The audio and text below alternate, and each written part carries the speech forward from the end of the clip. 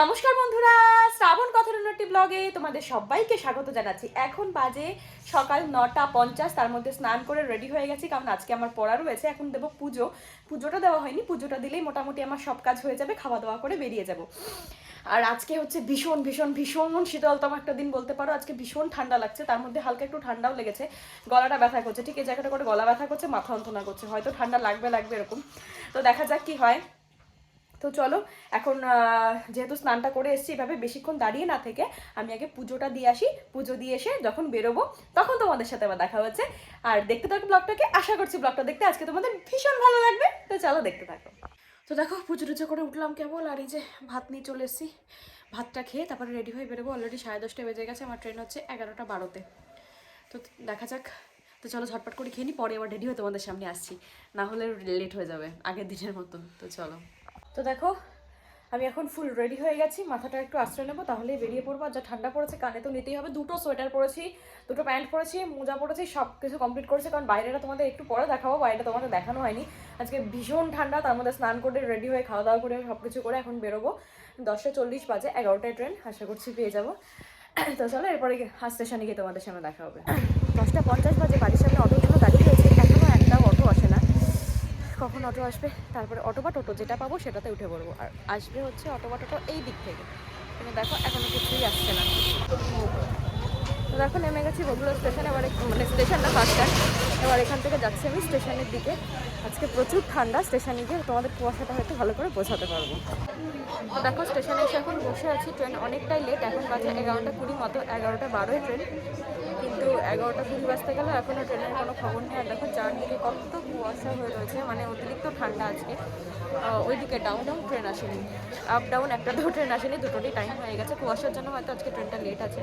আর সুস্মিতাও এসেছিলো, এসে খাওয়া দাওয়া করতে গেছে। ওর লেট হয়ে যাবে বলে বাড়িতে খাওয়া দাওয়া করে আসেনি, তাই পরোটা খেতে গেছে।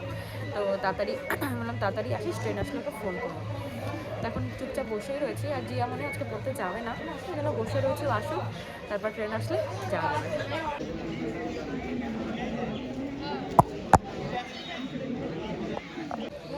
তো দেখো আমাদের ট্রেন ঢুকে গেছে, কিন্তু ডাউনের ট্রেন এখনো আসেনি। অন্যান্য দিন ডাউনের ট্রেনটা আগে আসে, আমাদেরটা আপেরটা পরে আসে, কিন্তু ডাউনের 11:03 টাইম, কিন্তু এখনো আসেনি, হয়তো বা কুয়াশার জন্য লেট হচ্ছে।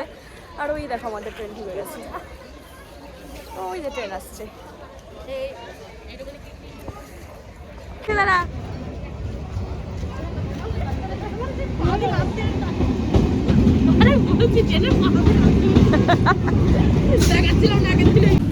দেখো ট্রেনে উঠে পড়েছি। আজকে ট্রেন পুরো ফাঁকা, পুরো ফাঁকা বলা যায় না, কিছু আছে। আর এখানে সুস্মিতা বসেছে, আর ওই যে চাঁদনি বসেছে।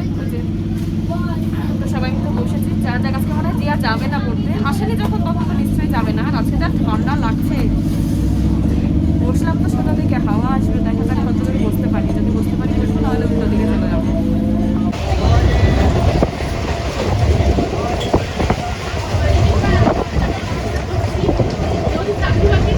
অবশেষে নেমে পড়েছি, এখন ওভারব্রিজটা ক্রস করছি। ওভারব্রিজ ক্রস করে ওই পাশে যাবো, তারপরে ওখান থেকে হেঁটে হেঁটে। আগে না অনেকটা দূর লাগতো, কিন্তু এখন না অতটা দূর লাগে না।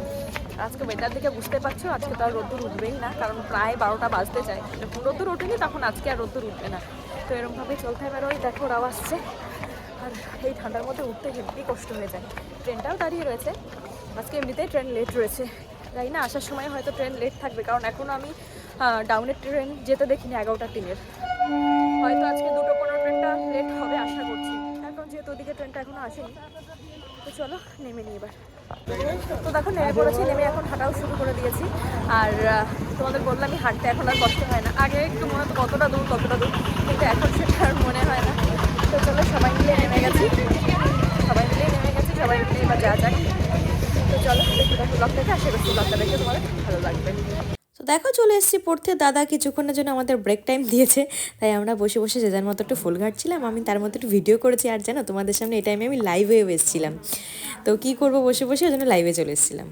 দেখো হয়ে গেছে আমাদের পড়া। এত ঠান্ডা আজকে বিশ্বাস করতে পারবে না, অতিরিক্ত ঠান্ডা। জানি না তোমরা আমার কথাগুলো কতটা বুঝতে পারছো, ভীষণ ঠান্ডা লাগছে। এতটা ঠান্ডা লাগছে না, অন্যদিন এত ঠান্ডা লাগে না। হয়তো আজকে একটু রোদ্দুর ওঠেনি, সারাটা দিন এরকম কুয়াশার মধ্যেই রয়েছি। দেখো সবাই আসছে পেছনে। দেখো স্টেশনে এসে এখন বসে রয়েছি বলতে দাঁড়িয়ে রয়েছে। ঠান্ডার মধ্যে কে বসে, এখন দাঁড়িয়ে রয়েছি, ট্রেন আসবে, ট্রেন আসলে তারপরে উঠবো, উঠে তারপরে নেমে যাব। এখন বাজে হচ্ছে 2:01। 2:12 ট্রেন আছে, কিন্তু একটু তো লেট হবেই, তো চলে আসবো। ট্রেনটা আসলে ট্রেনে উঠে পড়ছে। আজকে সব ফাঁকা, অনেক কম লোক, দেখো স্টেশন অন্য দিনের তুলনায়। আর এখন মনে হচ্ছে যে 2 বাজে, সারাটা দিন আজকে একটুও রোদ্দুর ওঠেনি। জানি না কালকে কী হবে, প্রচুর জামাকাপড় বাইরে নাড়া রয়েছে, তো দেখা যাক। তারপর এখানে সবাই মিলে বসে পড়েছি, সবাই আরে বস না, বস। ও আচ্ছা, তো সবাই মিলে এখন বসে পড়েছে, জায়গা ফাঁকাই থাকে মোটামুটি। 5 দিন থেকে ট্রেনও ছেড়ে দিয়েছে, 10 মিনিটের মধ্যে নেমে যাচ্ছি, নেমে তোমাদের সাথে আসছি। খুব অবশেষে বাড়ি পৌঁছালাম, প্রচুর ঠান্ডা লেগে গেছে। আমার কথাটা ভয়েস শুনে নিশ্চয়ই বুঝতে পারছো, যেহেতু সকাল 9টার সময় শ্যাম্পু ট্যাম্পু দিয়ে স্নান করেছিলাম, তো বুঝতে পারিনি, ভেবেছি হয়তো পরে রোদ্দুর হলে উঠবে, কিন্তু দেখো এই হচ্ছে আকাশ, ভীষণই বাজে অবস্থা। গলাটা একটু হালকা হালকা চিড়ে গেলে যেরকম হয় সেরকম হচ্ছে। তো এখন যাই, গিয়ে চেঞ্জ করে নিয়ে শুতে হবে। জামা কাপড় যা বাইরের কাজকর্ম আছে সেগুলো ঝট করে ফেলবো, করে একটুখানি খাওয়া দাওয়া করে রেস্ট করতে হবে। খিদেও পেয়ে গেছে, তো চলো খাওয়া দাওয়া করে নিতে আবার আসছি। দুপুরবেলার পর তারপরে তোমাদের সামনে আর আসা হয়নি, এসে এতটাই ক্লান্ত লাগছিল, তোমাদের বলছিলাম শরীরটা ভালো লাগছিল না, তার জন্য আর দুপুরে কী খাওয়া দাওয়া হলো, কি রান্না হলো সেগুলো তোমাদের সাথে দেখানোও হয়নি, শেয়ারও করা হয়নি। আসলে শরীরটা ভালো না থাকলে না কোনো কিছুই ভালো লাগে না। তারপরে খাওয়া দাওয়া করেই শুয়ে পড়েছিলাম, ঘুম থেকে উঠে দেখি সন্ধ্যা হয়ে গেছে। ঘুম সেরকমভাবে হয়নি, আমি একটু ফোন ঘাঁটছিলাম, কিন্তু ভালো লাগছিল না, এটাই হচ্ছে কথা। তো সেই জন্য আর সেরকমভাবে শেয়ার করিনি। তো ঘুম থেকে উঠেই হাত মুখ দিয়ে চলে আসলাম আমি এখন সন্ধ্যা দিতে। আর আজকে যেহেতু পৌষ মাস শেষ হচ্ছে, তাই ভাবলাম একটু ধুনুচি দিয়েই ঠাকুরকে, এমনিতেও আমি মঙ্গলবার, শনিবার, তারপরে বৃহস্পতিবার এগুলোতে ধুনুচি ধরিয়েই আমি সন্ধ্যা দিই, তো ভাবলাম আজকেও একটু দিয়ে দিই। আর যেহেতু সোমবারও রয়েছে, তো দেখো ধুনুচি ওদিকে ধরে নিয়েছে। আর সব থেকে আমার কঠিন কাজ কী হয় জানো, আমি ধুনুচিটা ঠিকভাবে ধরাতে পারি না, অনেক সময় লাগে আমার, কিন্তু কেন জানি না আজকে খুব তাড়াতাড়ি ধরে গেছে। তো এদিকে দেখো মোমবাতি ধরিয়ে দিলাম, ধূপকাঠি, প্রদীপ, আর যে ছোট প্রদীপটা দেখছো এটা তুলসী তলায় দেবো তার জন্য, আর 2টো ধূপকাঠি, একটা ঘরে আর একটা হচ্ছে তুলসী তলায় দিই। আর ওই দেখো ধূপকাঠি দিয়েও একটু ধরিয়ে দিলাম আগুনটা, যাতে ভালোভাবে ধুনুচির আগুনটা ধরে, সেই জন্য। তো দেখো এবার চলো সন্ধ্যাটা দিয়ে নিই।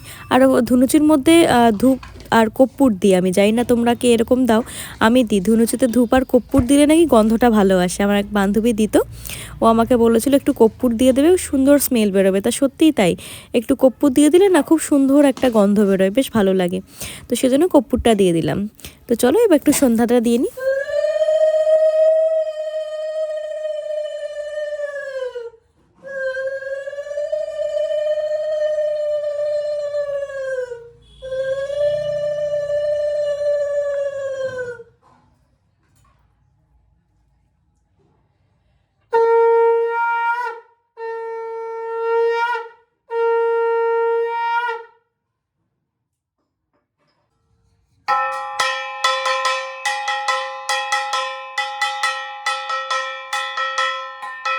তো দেখো সন্ধ্যাবেলা এখন সন্ধ্যা দিয়ে দিলাম, ঘরের সন্ধ্যা তো দেখিয়ে দিয়েছি, বাইরেরটা তো দেখানো হয়নি, তো এখন বাইরেরটা একটু দেখিয়ে দিই তোমাদের।